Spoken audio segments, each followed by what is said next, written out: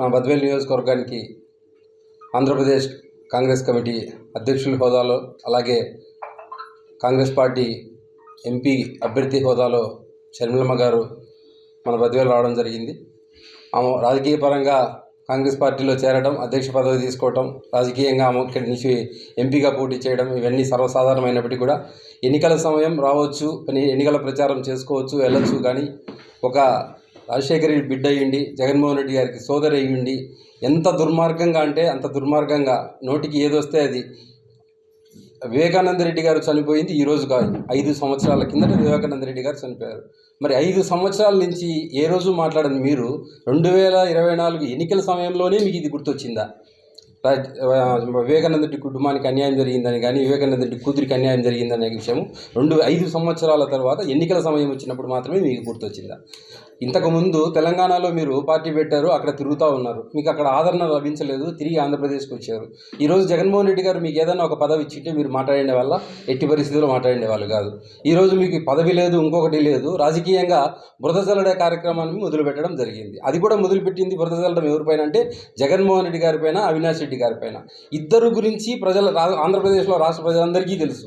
ఒకవేళ ఆడబిడ్డలు అంటే ఇంటికి ఆడబిడ్డలు అంటే వాళ్ళ ఇంటి ఆడబిడ్డలు పుట్టింటి వాళ్ళు చాలా బాగా గౌరవంగా ఉండాలని కోరుకుంటారు. ప్రతి ఒక్క మహిళ మనస్తత్వం అలాగే ఉంటుంది.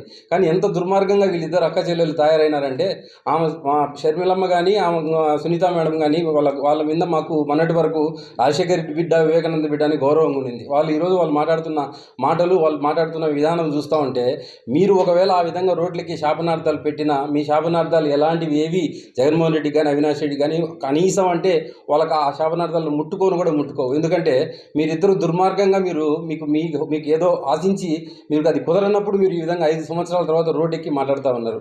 జగన్మోహన్ రెడ్డి గారికి ఆంధ్రప్రదేశ్లో కొన్ని కోట్ల మంది అక్క చెల్లెల ఆశీర్వాదాలు ఉన్నాయి. మీ ఆడబిడ్డలు కాదు, జగన్మోహన్ రెడ్డికి ఆంధ్రప్రదేశ్లో ఉన్న ఆడబిడ్డలు ఎంతోమంది ఆడబిడ్డలు. ఇప్పుడే మా ఎమ్మెల్యే గారు చెప్పారు, భర్త చనిపోయి బాధల్లో ఉంటే నన్ను ఆదరించారు అని. ఇలా మేడం చెప్పిన వాళ్ళే కాకుండా ఎంతోమంది మహిళల ఆడవాళ్ళ ఆశీర్వాదాలు జగన్మోహన్ రెడ్డి గారికి ఉన్నాయి. అలాగే అవినాష్ రెడ్డి గారి గురించి కూడా ఆయన బుద్ధి పుట్టినట్టుగా మాట్లాడుతూ ఉంది.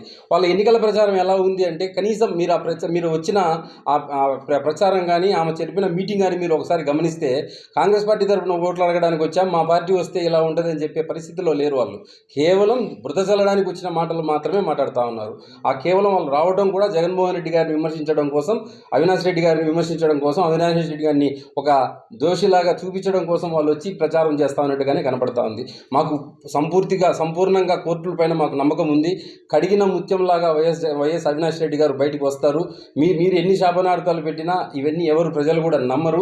మీరు రాజకీయంగానే మాట్లాడుతూ ఉన్నారు. మీరు రాజకీయంగా మాట్లాడుతూ ఉన్నారనడానికి ఒకే ఒక ఉదాహరణ, మీకు 5 సంవత్సరాల తర్వాత ఎన్నికల సమయంలో మాత్రమే మీకు ఇప్పుడు అన్యాయం గుర్తొచ్చింది. ఇదే విషయాన్ని సంవత్సరం కిందటే మాట్లాడిండొచ్చు, 2 సంవత్సరాల కిందటే మాట్లాడిండొచ్చు, ఇంతకు ముందు మాట్లాడిండొచ్చు.